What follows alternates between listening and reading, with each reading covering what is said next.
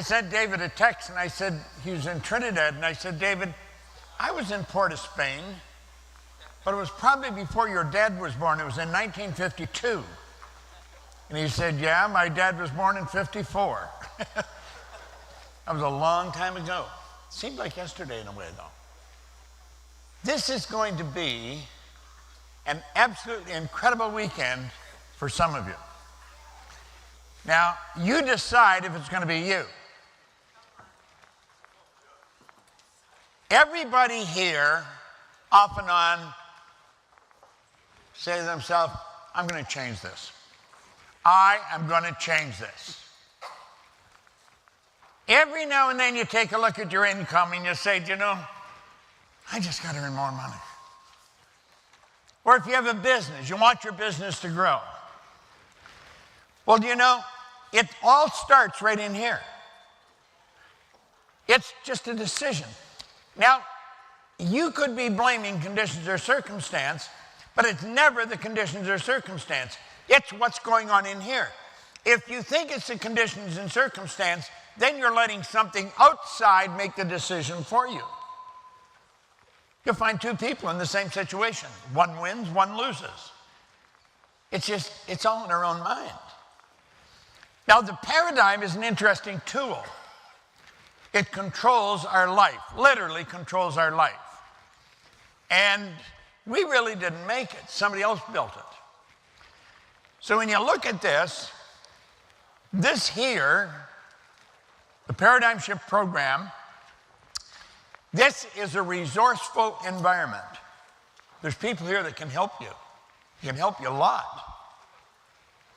And they're from around the world, come together to collaborate, mastermind, and explore opportunities for developing financial independence by establishing multiple sources of income. While I was sleeping last night, I was earning money. I'm not quite sure how much I was earning, but I was earning it. And it was coming in from different parts of the world. Now, I don't really keep track of it, but every now and then I ask somebody, and they say, yeah, that's the way it's working.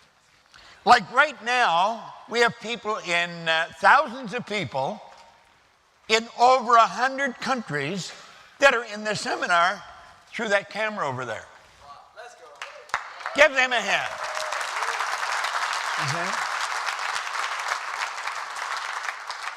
I did an Instagram here just about 20 minutes ago with Stefan, and I was mentioning that it doesn't matter where you are. We'll come right onto your phone, onto your computer, onto your TV, in your home, in your office. It's absolutely incredible when you think of what we can do today. There's no end to what we can do. And the only limit we've got is in our own mind. Anderson pointed that out in a great book, Three Magic Words. Some of you are familiar with it. And he said, when we fully realize that thought causes all, we'll know there's never any limits that we ourselves don't impose. We put the brakes on ourselves. We build the limits ourselves. And we don't have to do it. We don't have to. We can change it. Now take a look what a paradigm is. It's a mental program that has almost exclusive control over our habitual behavior. Now think about that. It's a program, a mental program. It's in our subconscious mind. Just like you have programs in your computer, well, you've got one in your biocomputer. It's called a paradigm. It's in your subconscious mind, and it has almost exclusive control over your habitual behavior, and almost all of your behavior is habitual. Now, you don't have to be the most aware individual in the world to realize this is so. You just have to get a little bit honest with yourself and pay attention to your own behavior. Take a look at your own results, and you'll see there's habit patterns. Now, I don't know what time you get up, but you probably get up about the same time every day. And then when you get up, there's a routine that you move into, and you just keep doing it. And you do this over and over and over again, and there seems to be no end to this. Now, the bizarre part about this, hardly anybody pays attention to that. They don't even know this is happening. They don't know it. When you become aware of it, It's almost shocking when we look at it. Like I can remember very clearly the day, it was 59 years ago, that a man gave me this book. And he looked at me and he said, "You can have anything you want." Now, there's probably somebody here in the room that was much like I was. I was broke, I mean, really broke. But I'd always been that way, so it wasn't too different. I never had any money. I hadn't gone to school. And I believed that you couldn't get a good job if you didn't go to school, so I never even tried to get a good job. I always had a bad job, dumb jobs. And he said, "You can have anything you want."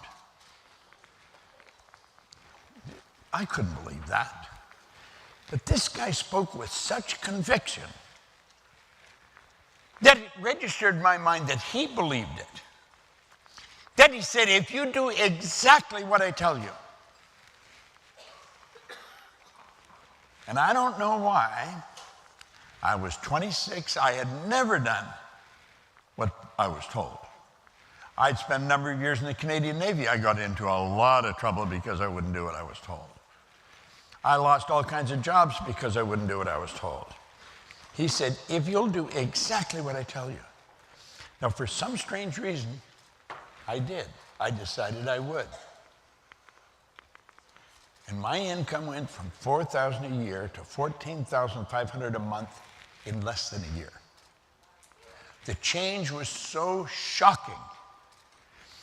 Yet for the longest time, I didn't think it would last. I didn't know what I thought would happen, but it not only lasted, it got better. Now, I know that if I can do that, you can do that. If I could change that much, anybody can. This is not rocket science. It's so simple, you could reject it. It's so simple, you could not pay attention to it. But I guarantee you, it could literally change your life. Corey, come up and give me a shape of all the countries we have consulted. There's over 80 countries. Saudi Arabia, Hungary, Ghana, Switzerland, Slovenia, Qatar, Philippines, Nigeria, Finland, Malaysia, Romania, Thailand, Vietnam, all over the world. And it started out, it was just me. But I had that book, and I had a damn good mentor, a real good coach. And I got smart enough to do what he said. I quit asking the guys that I hung out with what they thought I should do. They didn't know any more than me. And I'd been doing that for a long time. I wasn't getting good advice, and they weren't getting it if they asked me. Everything changed, and it changed so dramatically that I'm still sort of fascinated with what happened and what's happening. And it keeps happening. It doesn't stop. And it will for you. Now, take a look at what Steve Jobs says here. He said, "For 33 years, I have looked in the mirror every morning, and asked myself, if today were the last day of my life, would I want to do what I'm about to do today?" Whenever the answer's been no, for too many days in a row, I know I need to change something. Well, ask yourself, do you want to keep doing what you were doing? You see, I think many times we say, "No, I don't want to keep doing it." And we go to sleep thinking, "I'm going to change tomorrow." But we don't do it. And we don't do it in most cases because we don't understand why we're doing what we're doing. We really don't have a real solid understanding of the paradigm.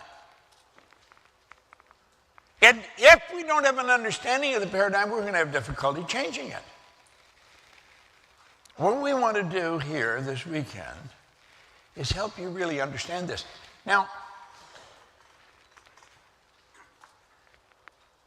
someone once said, when you read a good book through the second time, you don't see something in it you didn't see before. You see something in yourself that wasn't there before. So you may have been through one of these seminars, or you may have been studying this material. You think, but I know that. Don't look at it that way. Ask yourself, are you getting the results you want to get? If you're not, you don't really understand this yet. I've been reading this book every day since October the 21st, 1961. Now, the book's falling apart. I got a big elastic around it to hold it together. And I know there's parts of this that I don't have right yet. I know that because the business isn't the way I want it yet. I want us to grow. I want us to get much, much bigger. And we're going to, because we're doing the things we have to do. But for us to do that, the change has to take place inside, not outside. It's not the systems that we have in the computer. It's not the number of people that we hire. It's what's going on in our own mind. If just one of us has a bad attitude, whoo, it spreads through the company. Because you see, it's in the air. It's a vibration. And if a person's not thinking, bang, like that, they move into that vibration. They pick up the energy. They don't understand what's going on. All we have to do is work on ourselves. We don't have to work on anything else. Just on me. That's all I have to work on. Now, I think you want growth and I want growth. I want my income to grow. I never earn enough money. I want the business to grow. I want my health to improve. I want my social life to improve. Every aspect of my life, I want growth. And I'm telling you something, if you want growth anywhere, there's one thing you have to understand. It takes change. Now, you frequently hear people say, we resist change. That's not true. We do not resist change. We resist being changed. There's a big difference there. You do not resist change. You resist being changed. If somebody else decides you're going to change, you'll resist that. If a change comes about in your company, just whoop, like that, somebody made a decision, you may resist that. But when you listen to that and say, or this, and say, I'm going to change this, you won't resist it. It'll happen. Now, I have found if you want to get something, all you have to do is give it away. And the more you give away, the more it comes back. This is an absolute law. It comes back equal and opposite. You put the energy out, it all comes back. In fact, when you put good out, your brain takes on an equal amount of like energy simultaneously with sending it out. You don't even have to wait.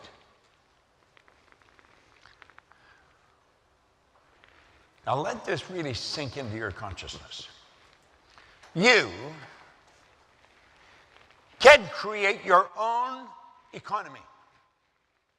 It's got nothing to do with what your country's doing. It's got nothing to do with what the stocks are doing. It's got nothing to do with your history. It's got nothing to do with your family. It just has to do with your own thinking. You can literally create your own economy. I was sitting yesterday with Robert Pascuzzi and Phil Goldfine. The three of us were sitting there thinking, we created a concept in our mind that's worth millions of dollars, literally. Just in idle conversation. Everything starts in your mind. in your own thinking. Now, if you're thinking, well, you haven't studied this long enough, don't think that. Don't think anything that will take you in any direction other than the one you want to go in. Just see yourself going where you want to go, doing what you want to do. Now, this may sound like I'm overly simplifying it, but you can't. It's in our own thinking. We want to get a picture in our mind of the world that we want to create for ourselves. Then go about creating it. Before I ever read that book, or met anyone that had done anything of any consequence with their life, I used to dream. I used to dream of a nice car, nice trip, nice clothes.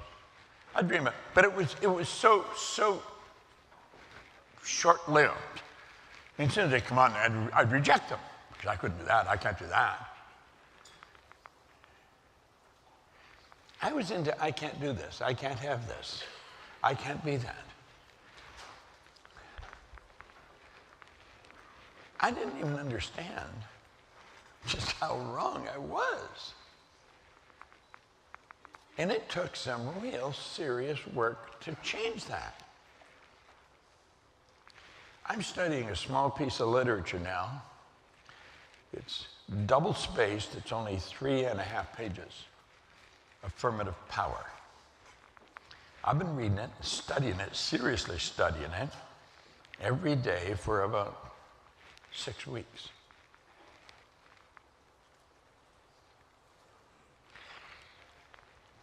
Because I've gained an understanding, if I keep studying the same thing over and over again, I'm going to start to see something that I didn't see before. That's how awareness is developed. All you need is awareness. That's all you need. Think of this for a moment. Think of how many of these phones that we have. There's millions of them.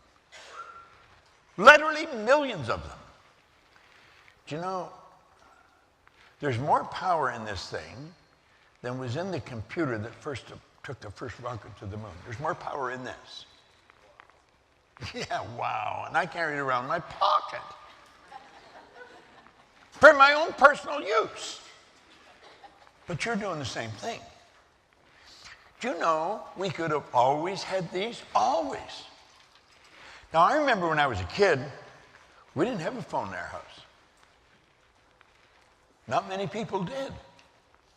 And I remember when we got our first phone, the number was Oxford 3137. This is during the Second World War. It was a long time ago.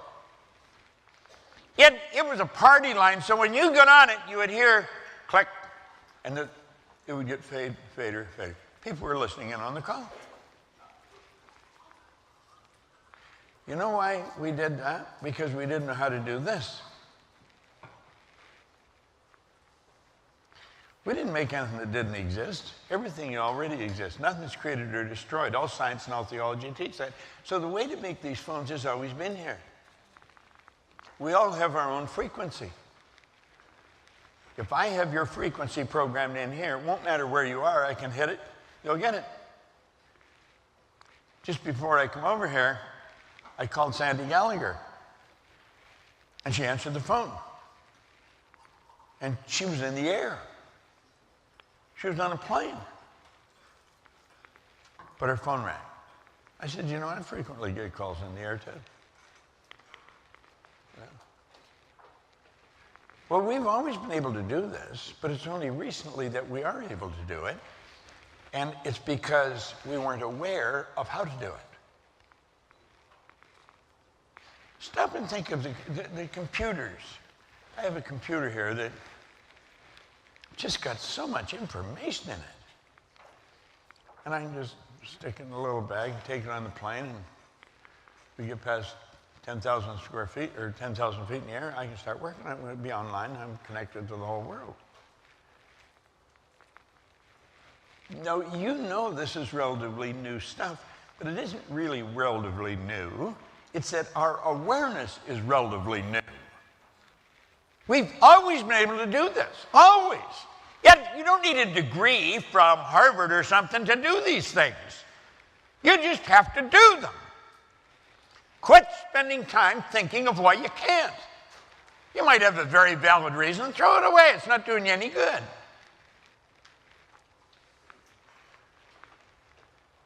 See, for years, I never went to school. I went to high school for 2 months. That's all the formal education I've got. But I teach this now to psychiatrists, psychologists, all kinds of MBAs. That just meant that they stayed for a certain period of time and passed certain exams. It doesn't mean that they really developed a greater awareness. Awareness is the whole deal. Our objective here in this life is to become aware of our oneness with this power, with spirit. We've got awesome power locked up within us. Yet this paradigm is holding us back. And we didn't even build it. So we're letting somebody else's thoughts that were passed along in the genes genetically and then environmentally when we were children, we're letting those ideas control our life, control our health, our wealth, I mean, everything. I think it's time we quit doing that. You see? Now, it's not uncommon for a person to want to build their business to a certain point, and what they look at is how long it took somebody else, and that's about how long it'll probably take us. No. Forget about what somebody else did. How long do you want it to take? Work expands to fill the time allotted for it. If you think it's going to take a long time, it's going to take a long time. If you think you can do it fairly fast, you're going to do it fairly fast. There's nothing complicated about this. All those reasons why it takes a little while, no, they're not valid.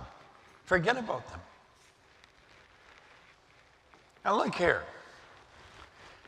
People set goals, they usually set an A-type goal. And that is because they know how to do it.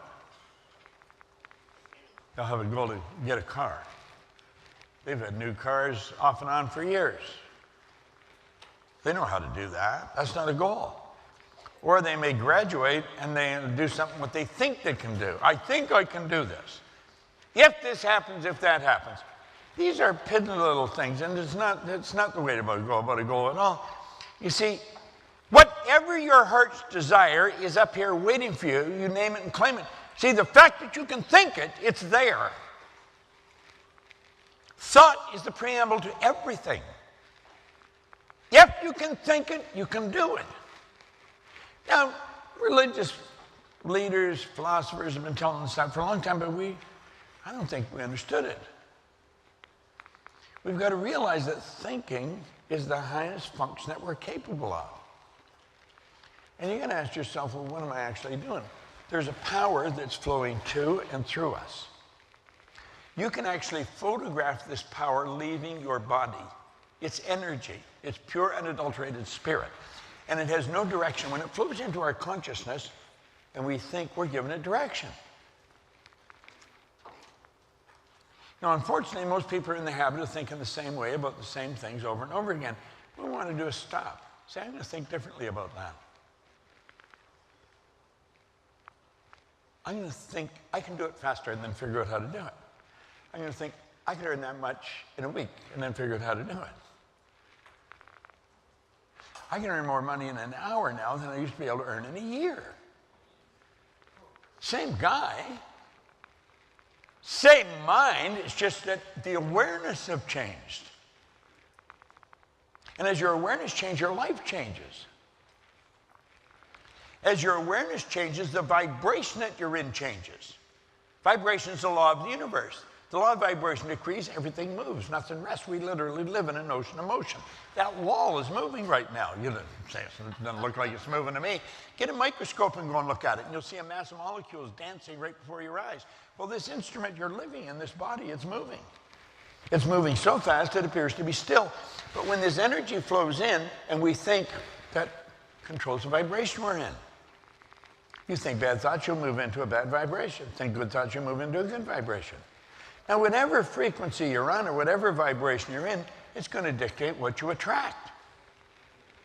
Attraction is a secondary law. The primary law is vibration.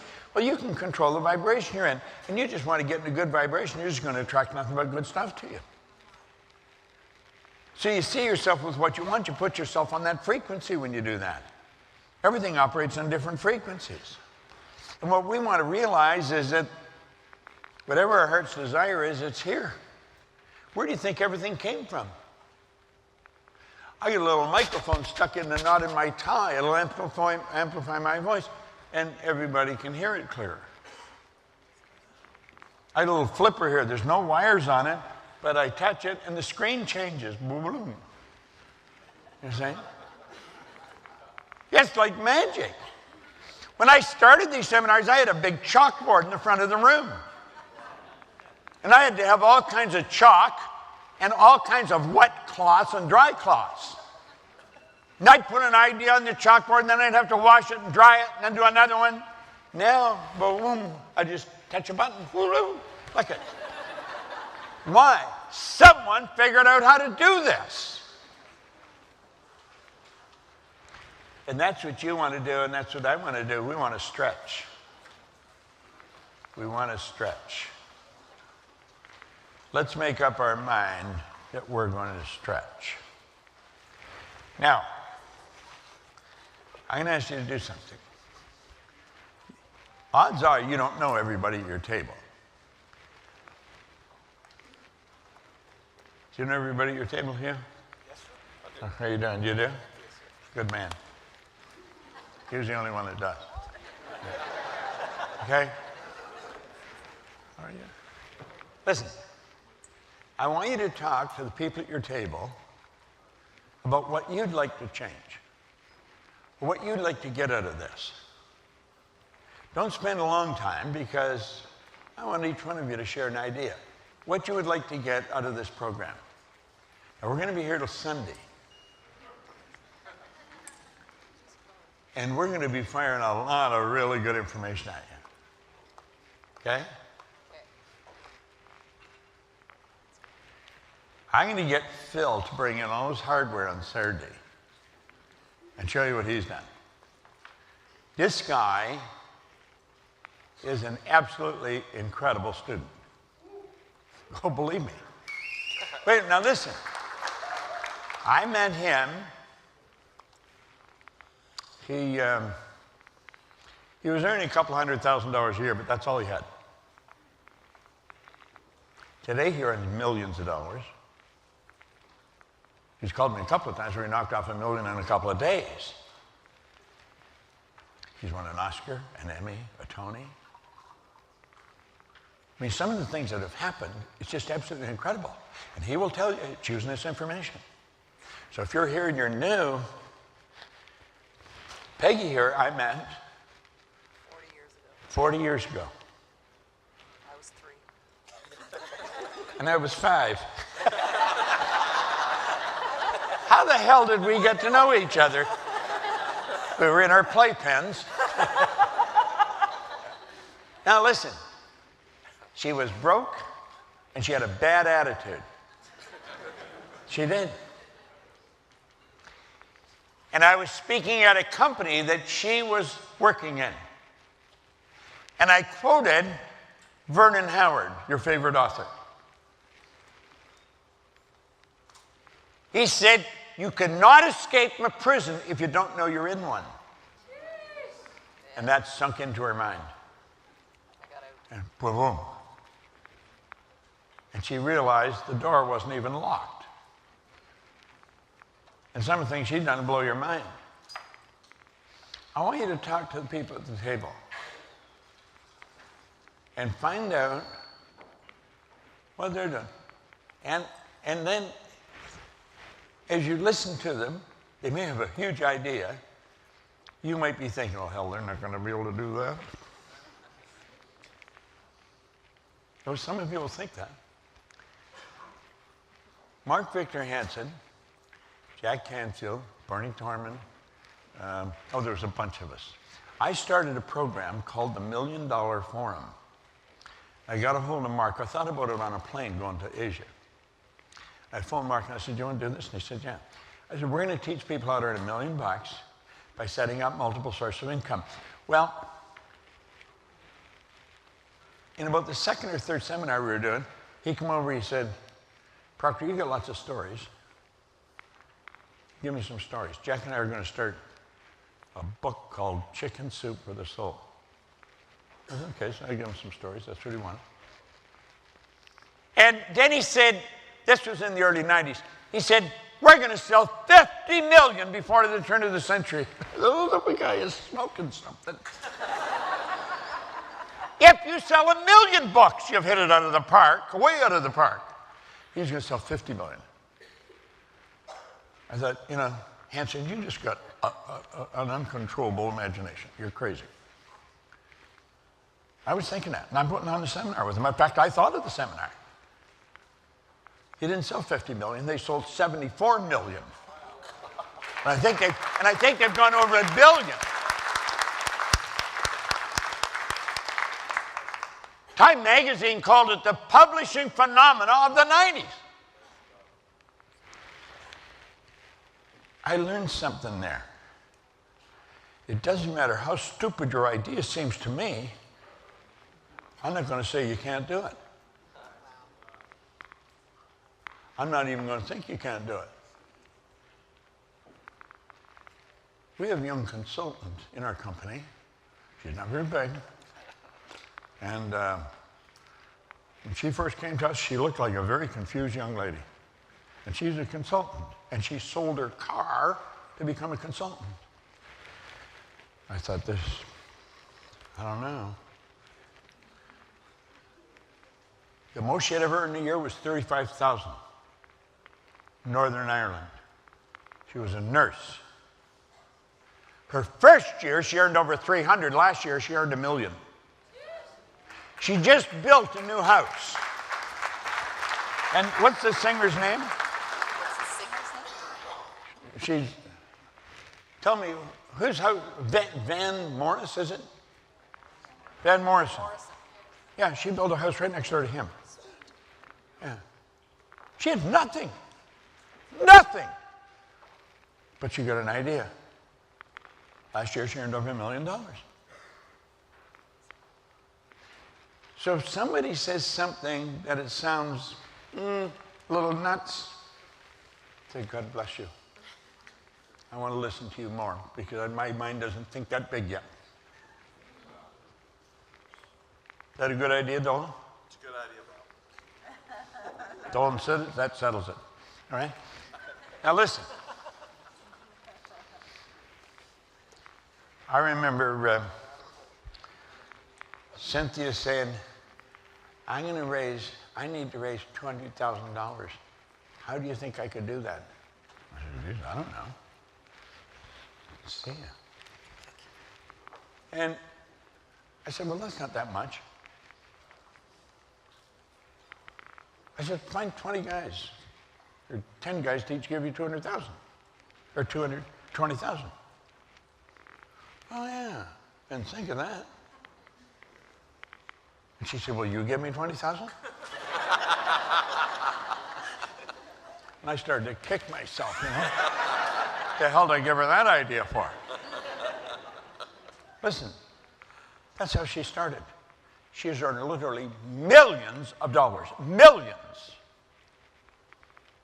And there are thousands, not a few, thousands of children in Africa going to school, graduating, becoming doctors, dentists, engineers, because she kept asking for more money. Now, if she had told you that she was going to do that here at the table, you'd think this chick is nuts. She can't do that. The truth is, there isn't anybody in the room that can even guess at what you're capable of doing. No one knows what you're capable of. Your potential is infinite. Do you know what infinite is? It doesn't stop. There's no beginning, no ending.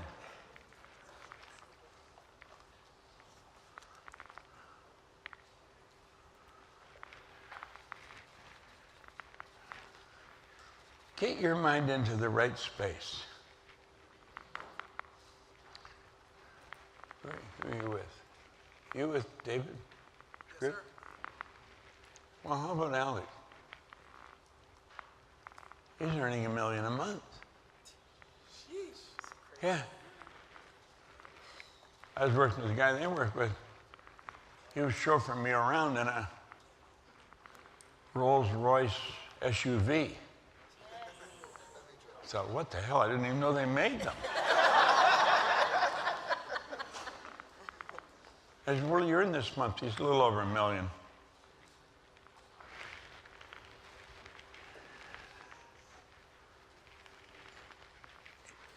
It's all in ideas. Ideas are in the air. Remember that song, Love is in the Air? Yeah. Well, everything's in the air. Go ahead now. And if you don't know everybody at the table, just tell them who you are. Say, hi, I'm Bob. And I'm going to have 100,000 consultants all over the world teaching this information in a very short period of time. And I'm going to attract the right people to help me do that. Go ahead. Share with the table what you're going to do. Now, the number of people that really stretch are few and far between. We're talking about a very small percentage of the population. Most of us have been raised with the idea it's better to be safe than sorry. That is not so. That is a crock. It's not better to be safe than sorry. Yeah, you may go after things and you might lose a lot of money, you might be embarrassed, but at least you give it a shot. I could tell you all kinds of stories that would spoil your week, where I lost, where it didn't work out. But there's more stories on how it did work out, because I wouldn't let that stop me. I just kept going. And I kept going because I mixed with the right people, I read the right books, and I listened to the right recordings. Let's make up our mind, regardless of what you've been doing in the past, you're going to stretch. You're going to make some things happen in your life that are very big and very beautiful. Now, Robert Heinlein wrote this in a book, Strangers in a Strange Land. He was a science fiction writer back in the 60s. He said, in absence of clearly defined goals, we become strangely loyal to performing daily trivia until ultimately we become enslaved by it. Have you any idea the number of people that are just sitting playing, I don't know, some game on a computer? They're talking about nothing. Do you know that they're in the majority? They really are. I call it the chatter of the masses. If you happen to be caught up in that, make up your mind that that's going to stop right now. Joel Barker wrote a book around 1990. It was an incredible book. It's called Paradigm. And some of the things in it are just shocking that we read about what happened to people because of paradigms. He said to be able to shape our future, we've got to be willing and able to change the paradigm. Now, are we able? We've got infinite potential. No one knows what we're capable of. There's nobody alive. The wisest among us can't even guess at what you are capable of doing. Do you know you've got more power in your hand, potential power, than is required to light up this whole hotel for about a week? There's around 11 million kilowatt hours per pound potential energy locked up in the electrons in the atoms of your body. No one can guess at what we're capable of doing. And most people, well, if I try it, what if it doesn't work? You'll find out it doesn't work. But get out and do it. You're going to hear from Anders Hansen here. Stand up here, just wave at the crowd, okay? You're going to, now, I'm going to introduce him to you. I met him 3 years ago, is it? Seems like last week. 3 years ago, we were in the Bellagio Hotel in Vegas. And he come over, I was in the lobby, I think, and he come over and introduced himself, and he apologized for just barging on me like that. And he said, but I've been studying your material. He said, I would just love to talk to you for a minute. I said, I don't have a minute right now, but if you want to meet in the morning for breakfast. So the next morning we met. And he had an idea. I said, that's a great idea. I said, I'll help you do that. Well, you know, there's all kinds of people who will help you with your idea. He's going to demonstrate, he's going to show you his idea.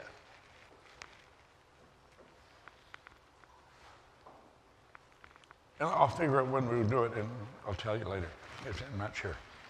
But he's built a company around this idea.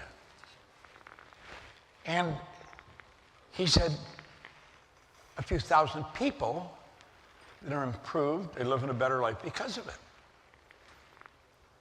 He asked for help. Don't be afraid to ask for help. You willingly give and graciously receive. I was just back at the table there talking to the streamers. We have a camera where we can communicate separately with them. And I was telling them that's one of the secrets of success. You willingly give and graciously receive. You can't give too much. It's like putting money in the bank. In fact, it's better than that because you're dealing with a universal intelligence, and it always comes across. You willingly give and graciously receive. Now, that probably is not part of your paradigm because not many people have been raised with that idea. They begrudgingly give a little and they try and get as much as they can back. Don't worry, just willingly give and graciously receive. It's such a phenomenal law. So we got to pick some of these things up and then ask ourselves, do I do that just automatically? Is that a habitual part of my nature? If it's not, let's make it a part of our nature.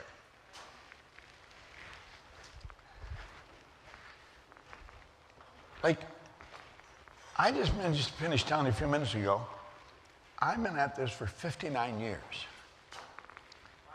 But I am as fascinated with the accuracy of how this works today as I've always been. It's just mind-boggling when I see how accurate this works. My mind is always on what we're doing on our company and where we're going and how can we do it faster and better and bigger. And whenever I build an idea in my mind to move, I attract whatever I have to attract. That's how I attract Sandy Gallagher. You know? Oh, it is. Listen. She was a very successful attorney, a securities attorney. She was buying and selling banks. And I said, what? Yeah. I watched her one time. We were at Niagara Falls. I don't know what the hell we were doing over there. There was a bunch of us there anyway. And she said, I got to go. And she's on the phone, I think in a little coffee shop or something, selling a bank. I said, what? Turning them public, merging them. Absolutely brilliant. But she doesn't do that anymore because she's doing this now. We attracted her. You will attract whatever you require. It will walk right into your life. But you've got to believe that. You've got to know whatever you need will be there. You just work at improving you, changing the paradigm. Now, I love the way Buckminster Fuller put it. He said, you never change things by fighting existing reality. And that's what most people do. They're forever trying to fight existing reality. Because you don't change things that way. He's to change something, you have to build a new model that makes the existing model obsolete. When Sandy joined our company, she became my partner, she built a new model. It's a very successful model. And it's becoming more successful all the time. I don't know what you need, and odds are pretty good you don't know what you need to get to wherever you want to go. But things happen for you, didn't it? You know? Absolutely phenomenal.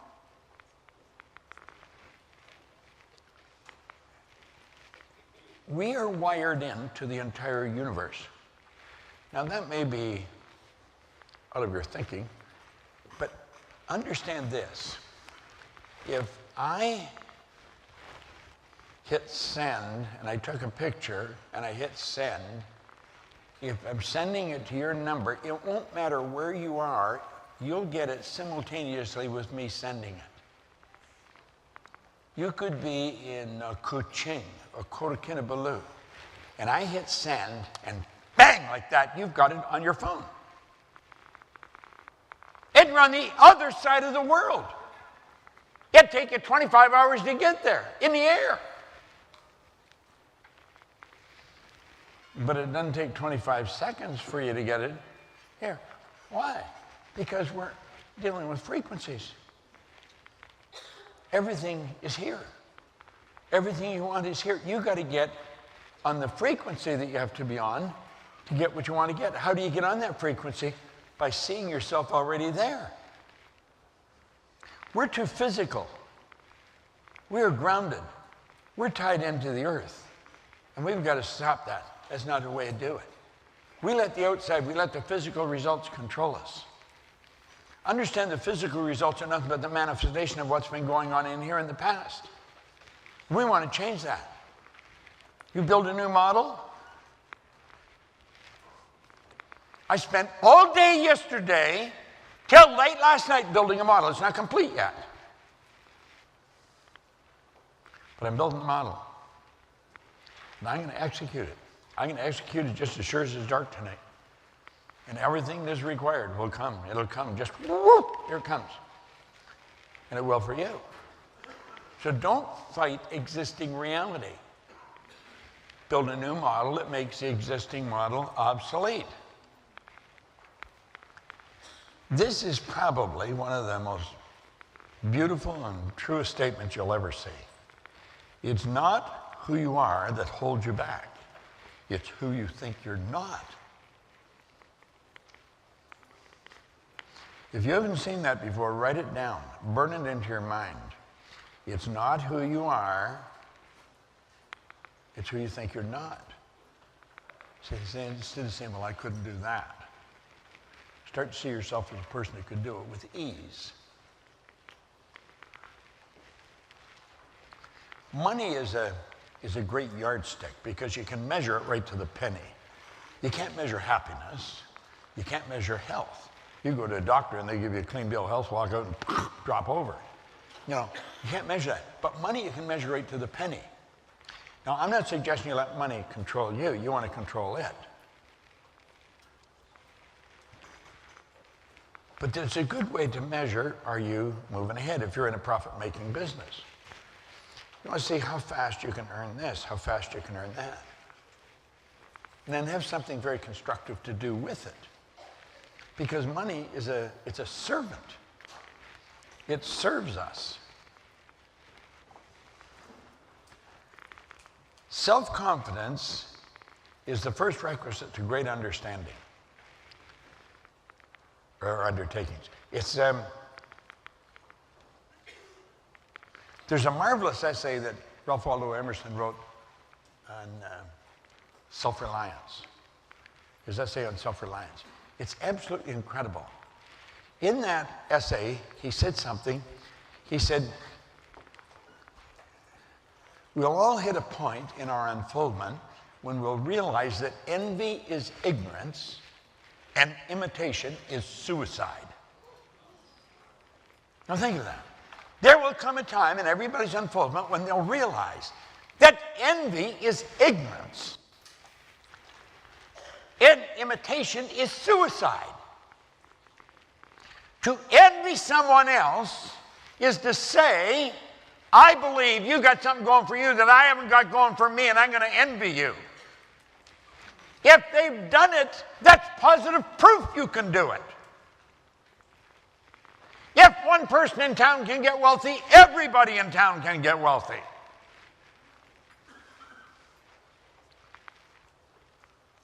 Wallace D. Wattles wrote that in The Science of Getting Rich. The Science of Getting Rich was the foundation of the movie The Secret.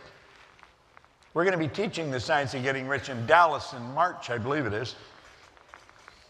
It's a phenomenal program.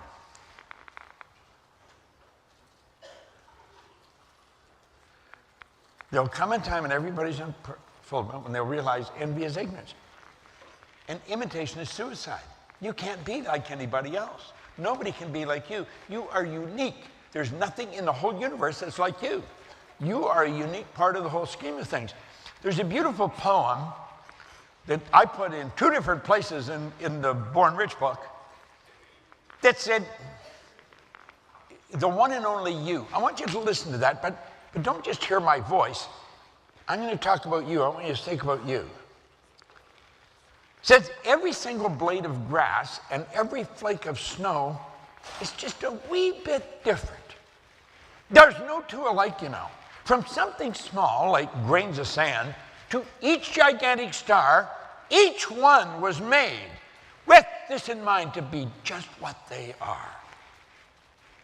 How foolish then to imitate, and how useless to pretend when each one of us comes from a mind whose ideas never end.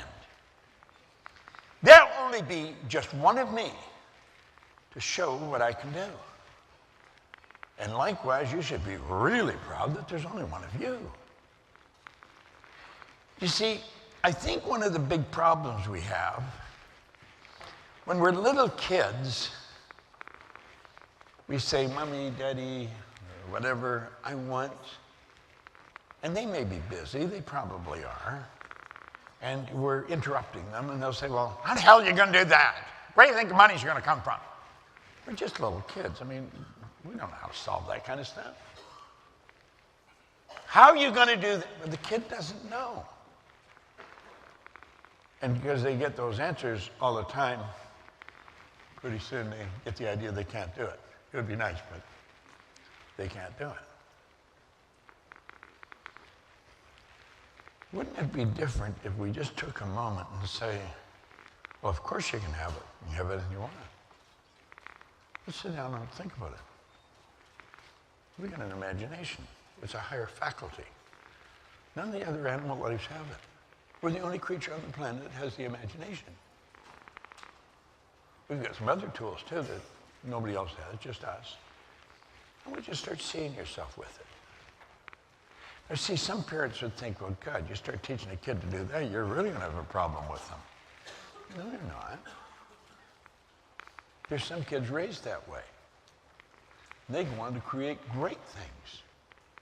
Because at a very early age, they learn they can do anything. I had an associate over in Kuala Lumpur that I worked with for quite a while. He had a little boy, 4 years old. The kid could speak 4 languages. They thought nothing of it. Glenn Doman, who's gone now, I believe, but he wrote a marvelous book, How to Multiply Your Child's Intelligence. He was teaching kids to read before they could talk. And when they could talk, you give them a book and a CAT scan, they'd read it to you. We have no idea what we're dealing with when we're dealing with our mind and our potential. We got to get rid of this idea we can't do anything. You can do anything you want, anything you can think of. And we're going to find that our confidence comes with knowledge. The more we learn, the more confident we become.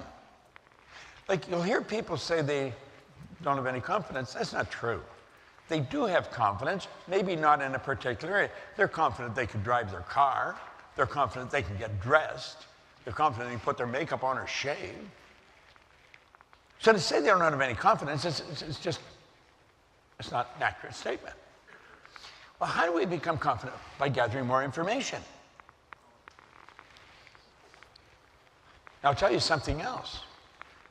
If you don't keep gathering information, your confidence will start to wane. You'll start to lose it. You've got to keep gathering information. You want your confidence to get stronger and stronger and stronger. And if you don't keep studying, your confidence will start to slip. Like with the knowledge I've got, I could coast to the end of my life earning all kinds of money and having a pretty good time. but I know I won't go beyond where I'm at, and I'll start slipping back. Got to keep studying. I got up at 3 o'clock this morning, but I went to bed fairly early too. And I was studying for a couple of hours. I get up early in the morning and I study every morning because I want to get better at what I'm doing. And I know I can get better. I know that I'm nowhere near as effective as I can be. We've got to get this right in our mind. This idea of lack of confidence, it's something that anybody can change. I remember when I first started to study this, we're so afraid of what other people might think of us. It's so silly.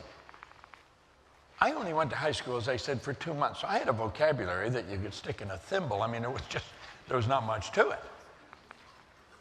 And if you were talking, you said something and you used a word I didn't understand, I would never say I don't understand what you're saying. But I didn't understand. So, I mean, I was lost in the conversation really fast. But I was afraid to say I don't understand that word.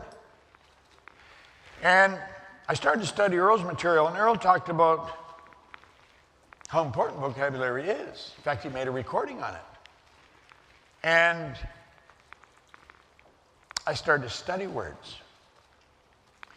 Now, if you use a word that I don't understand, I'll say, wait a minute, stop it. I don't understand what that word means.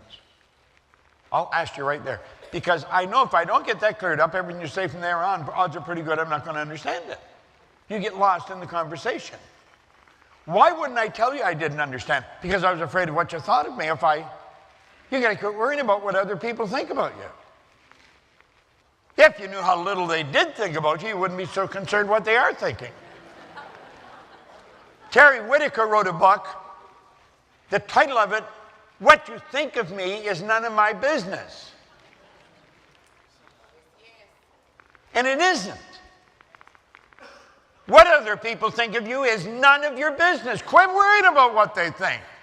I hope you like me, but if you don't, you got a problem. Because I like me. I don't give a damn whether you like me or not. I really don't. I hope you do, and you should. I'm a nice guy. But if you don't, it's not going to bother me. Now, for many years, that would have driven me crazy. Not anymore. Not a bit. This confidence concept is pretty big. And the more you study this material that we're giving you, the more confident you're going to become. Now, there's 2 things you have to know if you want to create wealth. And I'm not going to give you a brain hernia. This is really simple stuff. 1, you've got to know where you are. 2, you've got to know where you're going, and then you've got to get moving. This is where I am, that's where I'm going. You can know where you're going. If you don't know where you're at, it won't do you any good. Let's suppose you jump out of a plane and shoot safely to Earth. It's overcast, can't see the stars.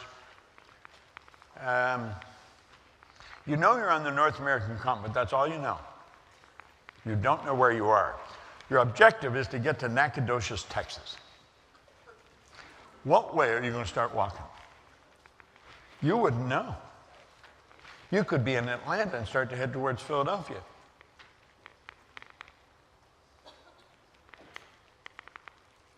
You could be in Seattle and start toward Vancouver. You see, you can know where you're going. If you're not honest to yourself where you're at, you're wasting your time. You've got to know where you're at. And you've got to know where you're going, and then you've got to get moving in that direction. It is so simple and so obvious, you have to ask yourself, why, if that's all why are so many people stuck? And I'm going to tell you, there's a lot of people stuck.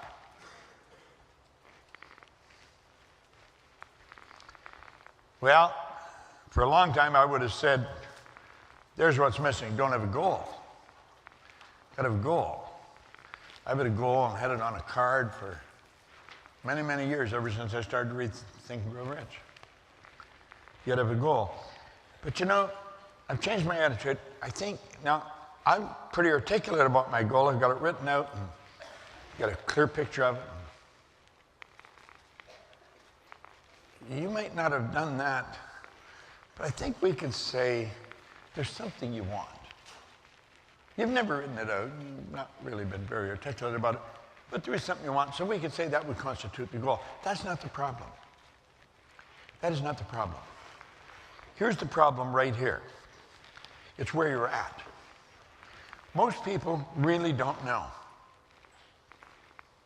Do you know what you do? Do you know why you do it? Do you know how you do it? Do you know how often you do it? Can you see where this is really controlling your life? This is really important. There's the problem right there, the paradigm. Because if you want something more than you've got to give more than you're giving. You've got to do more than you're doing. And you start doing that, you'll move ahead like a rocket. No one knows what you're capable of doing. There isn't one soul alive that knows what you're capable of doing. And that includes you. We're dealing with infinite potential. We've got power within us that, it goes beyond the scope of our imagination. I was talking about the Chicken Soul for the Soup books. Mark has just put out a new book with his wife, Crystal, and it's called Ask. That's it. Ask. That's the name of the book. And it's the bridge that'll take you from where you are to your destiny. Now, that book will probably sell a few million copies. Ask. That's what most people don't do. They don't ask. They don't ask for enough. When you take a look and think, all I have to know is where I am and where I'm going, and then realize that very few people have this down. Very few people, maybe 5 people out of 100. 95 out of 100 have not got this figured out. The paradigm is controlling them, literally controlling them. It's not the opportunity's there. Now, this is a black and white deal. There's no gray matter here. It doesn't matter how hard you work. It doesn't matter how many hours you put in. If the paradigm does not change, ultimately, the results will remain much the same one year from the next. The end of December, there's all kinds of people looking at their results, and it's almost identical to the previous year. I have sat in many executive offices because I've sold a zillion corporations in my life. And I'd sit down with the VP of sales. And I'd say, give me the names of 2 people, first names, that you're familiar with in your company. Well, maybe Betty and Harry. He knew that their last names were. I said, he would ask me, what are you going to do to help us? I said, you know what those people are going to be doing in July of this year? You can go into memory and you can predict where they're going to be in July or in October. Here we are, it's in January, but you know what those people, where they're going to be, where their sales will be a few months from now. He said, what do you mean? I said, their sales aren't going to change very much. You go into memory in your computer, and you'll be able to tell me. And you know damn well you can do that. And he said, that's true. And I said, when you go to set goals for the year, what you do is you look at your history. And you let the history dictate then what the increase is going to be. You say, well, maybe 5 to 10% increase. I said, why would you do that? Have you any idea what the hell you're doing? Not many people would call on a VP of a big company and level with them like that. You know why? They're not confident enough. But I am. Because I know what I'm talking about. Now, if you took me into an engineering office And they're talking about the engineering. I said, about that, I don't know. I don't know my ass on page 9 when I get in there. That's why a person should stick to their knitting and get better at it all the time. And I've done that for 60 years. But you know and I know that we let our history dictate where we're going. That's a dumb game. That doesn't make any sense at all. Why the hell would we do that? It's our paradigm. We've been always doing that. Do you agree here? Do you have a paradigm problem? Yes. Yeah, so do I. That's what we got in common. You know the good thing? We're both smart enough to recognize that we have that. When we don't recognize it, we're toast. You're going to lose.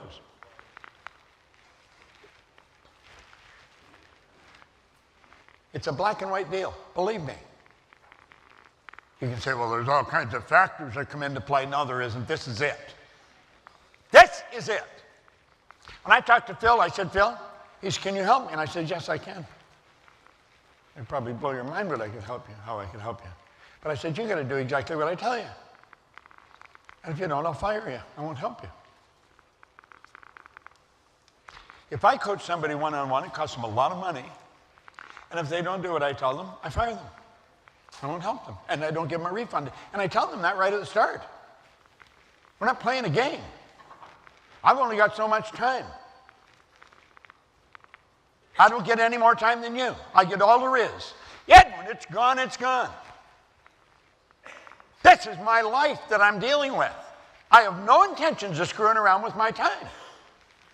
I charge a lot of money to do what I do, and I'm very effective. I'm not very effective at anything else.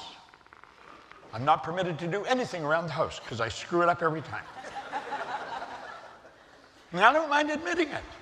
I just sit there and let somebody else do it. Now, I remember when I started that, we had a guy, Frank, that cleaned the pool. It used to bother me. I would sit there and I'd watch Frank. I thought I should be helping him. And Joe cut the lawn. Joe's been cutting our lawn ever since we moved into that house. It was 35 years ago.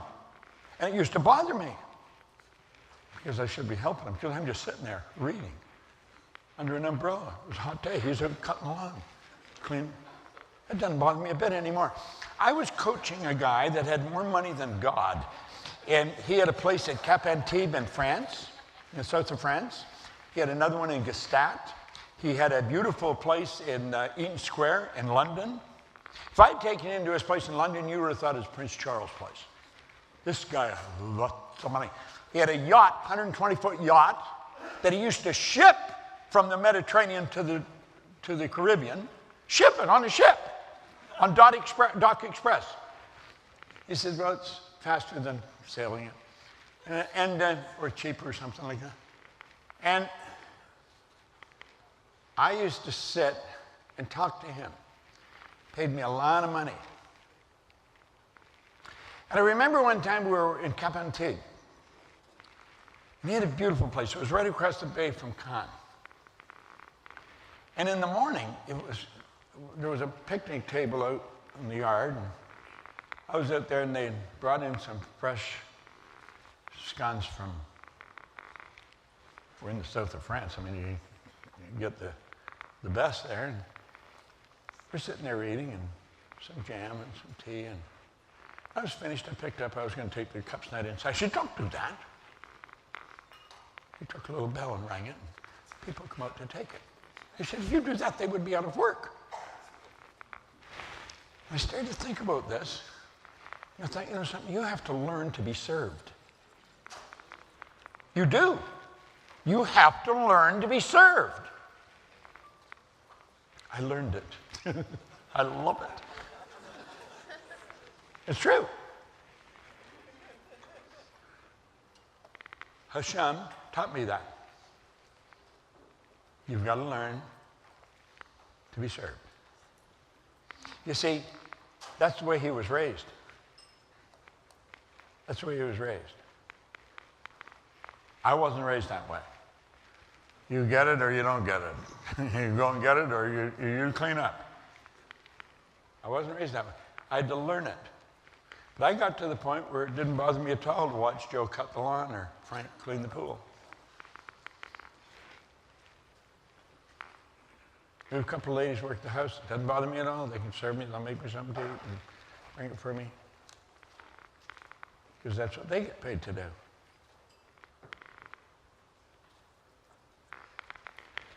You have to learn almost everything if you want to really change the quality of your life. You've got to realize that we're being controlled right now. You are controlled. I'm controlled by a paradigm. You say, well, how did we get it? Well, stop and think of where you came from. Little particle of energy from mom and a little bit from dad come along and they were in harmony. They were in harmonious vibration. They became one, and that was you. And then for 280 days, they kept attracting more particles of energy. All mom's habits, all dad's habits are in that little bit of energy. It's hard to believe that you could put 1 million bits of information on a head of a pin. But we can actually do that now. And they are doing it. Why do you think you look so much like your relatives? Do you think it's an accident? When I was young, I had red hair. Now I got a mother. She didn't have red hair. I had a father. He didn't have red hair. I have a sister and a brother. They didn't have red hair. You'd be thinking, that could lead to all kinds of speculation, couldn't it? But my mother's father and all his brothers had red hair. So you see, jumps one generation into another, you look like your relatives. You see, I could tell you more about Farah. I don't think I've ever met you, but I could tell you all kinds of things about yourself. Yeah. She operates predominantly from the right hemisphere of her brain. Very creative, very high energy. You'd have a hard time staying behind the desk. You better earn a lot of money because you can spend it really fast. You see? You say, well, how do you know that? I just know that. I know exactly what she's like. She's a lover. She's got high energy, very creative. Nobody has to tell me. I know it. You know something? Everything around her tells me that. See this physical thing she's living in? That's not Farah. That's the body that Farah is living in. You never see Farah. You just see her body. You see the expression of Farah, but you don't see her. And that body vibrates, and it's vibrating so fast it appears to be still. And it glows. Yet there's energy coming. And you know you've got a mental faculty that can pick that up and you can read it just like a book. It is like a book. Did you know you had the faculty to do that? You're not sure. Well, I'm not in touch with it, but yes, I do know. You're not in touch with it. Yeah. Yes, you are in touch with it. You haven't learned to use it then. You see, now this is, I'm not doing this to embarrass you. I'm doing this to show everybody that you've got that. You see? We have mental faculties. You know, we're the only creature on the planet that's totally disoriented in our environment. All the other little creatures on the planet are completely at home in their environment. We're not. They blend in. We're totally disoriented. You know why? We've been given the mental faculties to create our own environment. That's kind of nice, isn't it? Yeah. That's what we can do. You see, that's your intuition that you're reading people with. You have intuition, perception, will, reason, imagination, and memory. They're all higher faculties. These are the most phenomenal tools. They're what make us who we are. You'd think we'd be taught in school that we have these and then how to use them. But the teachers don't even know it. You know, I picked, just as I was looking past Farah, I looked at you. You've got an interesting personality. Yeah, you confuse the hell out of yourself at times. There's a part of you that is just so persistent and stubborn, like a bull. And there's another part of you that's wishy-washy and sensitive. Your feelings, you get hurt just like that, and you have a tendency to hold it inside. There's a part of you do this, and there's another part saying, no, don't do it. Do it, don't do it. So you've got a lot of that going on. Do it, don't do it. You are almost an even balance between right and left hemisphere of your brain. Fair is mostly right brain. You operate from both hemispheres of the brain, almost equal. One side's very analytical, the other side's very emotional and sensitive. You see? How would I know that? Because it's obvious. I know she's a woman. You'll say, Bob, that's brilliant. How did you figure that out? Everybody knows that. Everybody does not know that she's a woman. A baby doesn't know she's a woman. A baby has to develop the awareness of the difference in gender. If they haven't got the awareness, a baby's looking for a nipple, but if daddy puts her thumb near, the baby will start sucking on that thumb. Why? Lack of awareness. As the baby develops the awareness, life starts to change. Well, we've got to become aware that we have these higher faculties. And if you really want to change your paradigm, you've got to shift your thinking. You got to dig into it. There's a couple here. How's it going? Great. The academy. Really good. Are you in another place? We are online now. Really? I watched these two argue with each other, napping back and forth. They were coming to seminars and they wanted to do this, they wanted to do this, and they weren't doing it. And then all of a sudden, bang, like that, they started to do it. You started earning all kinds of money, and you started to do the thing you love to do. Of the people in the seminars, you've been coming for years, the change that took place, they stopped letting the paradigm control them. She owns a place called Puppy Academy. It's such a beautiful name. Yeah. Earning all kinds of money, having all kinds of fun doing what she loves doing. And why didn't she always do it? She didn't always do it because her paradigm was stopping her. Now, we're going to, I believe, take a break. And Brian, where's Brian? You're opening this.